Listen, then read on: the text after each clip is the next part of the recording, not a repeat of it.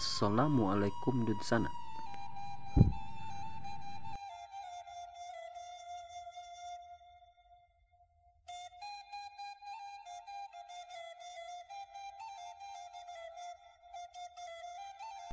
Menonton film ini tabula rasa. Saya teringat sebuah pepatah, asam di gunung, garam di laut, bertemu dalam belanga. Begitupun dalam film ini, seorang emak dari tanah Minang dan Hans dari Papua, mereka bertemu di dapur.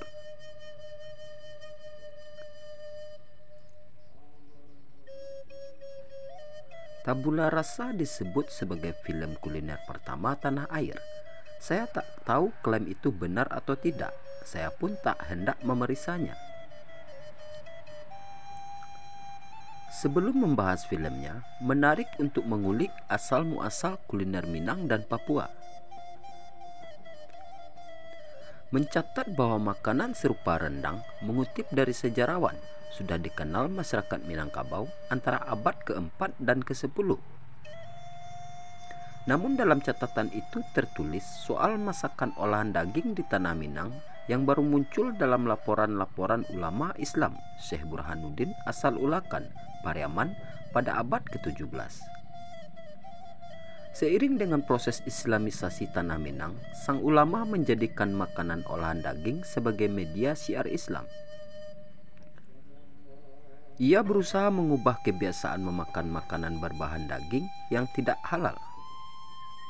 Asal tahu saja, nama rendang masih relatif baru. Pada tahun 1930-an, istilah rendang baru muncul di majalah-majalah perkumpulan orang Minang.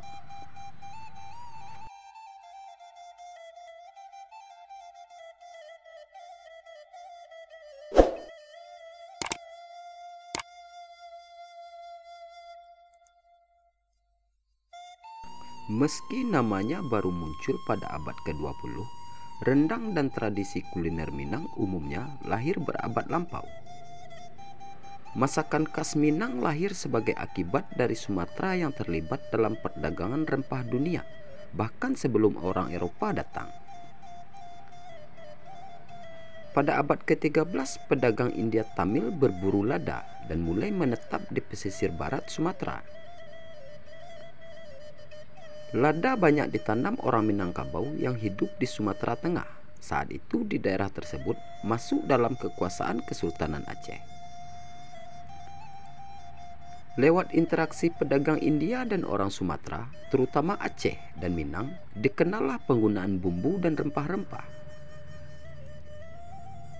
Maka tradisi masakan kari dari India yang segera merembes ke berbagai masakan Sumatera. Boleh dikatakan masakan khas bagian barat Sumatera memang berasal dari India. Namun evolusi ini tak membuat masakan khas Minang kehilangan identitasnya. Masakan khas Minang juga memperoleh pengaruh lain di luar tradisi memasak India. Kondisi lingkungan Minangkabau yang ditumbuhi banyak pohon kelapa, misalnya, memungkinkan rendang lebih banyak mengandung santan daripada kari.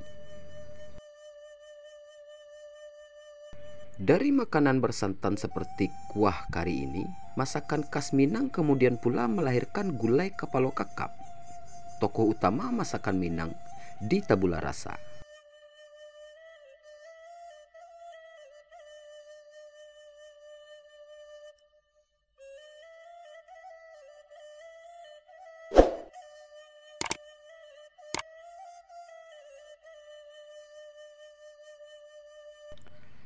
Sekarang ke tradisi kuliner Papua. Papua Nugini, di mana Papua termasuk di dalamnya, adalah pulau terbesar kedua di dunia setelah Pulau Greenland. Manusia diduga telah mendiami dataran tinggi Nugini sejak 30.000 tahun silam. Wilayah geografis yang berbeda antara Sumatera dan Papua telah melahirkan tradisi kuliner yang berbeda pula. Masyarakat Papua yang relatif terisolir dan tak melahirkan tradisi kuliner hasil rembesan kebudayaan lain. Mereka menghasilkan tradisi kuliner yang asli. Misalnya cara berladang dengan guludan, membuat gundukan tanah memanjang demi mempertahankan suhu dan kelembaban mikrotanah telah ada sejak 7.000 sampai 6.000 tahun yang lalu. Teknik itu kian maju oleh teknologi pengairan dan drainase yang tumbuh sejak 4.400 sampai 4.000 tahun yang lalu. Memang tidak ada semerbak aroma rempah yang menggantung di udara dalam masakan asli Papua, seperti ubi yang dimasak dengan bakar batu. Namun bukan berarti kuliner Papua tak kaya. Sagu yang telah dipangkur menghasilkan berbagai masakan, dari mulai sagu bakar ataupun papeda, adonan sagu kental. Saat menyantap papeda, paling asik dengan ikan kuah kuning. Sup ikan berkuah kuning lebih dulu dituangkan dalam piring yang kosong, mengalasi papeda agar tak lengket di piring. Banyak suku di Papua mengenal mitologi sagu yang dikisahkan sebagai penjelmaan manusia dengan beragam kisah dan nama. Mitologi ini memiliki pesan filosofis. Manusia mengorbankan dirinya demi memberi makan keturunannya.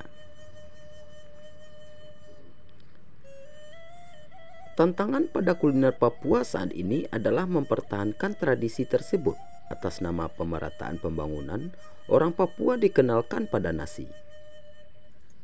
Mereka pun disuruh menanam beras. Pemerintah menggalakkan budidaya beras di Papua sejak 1990-an.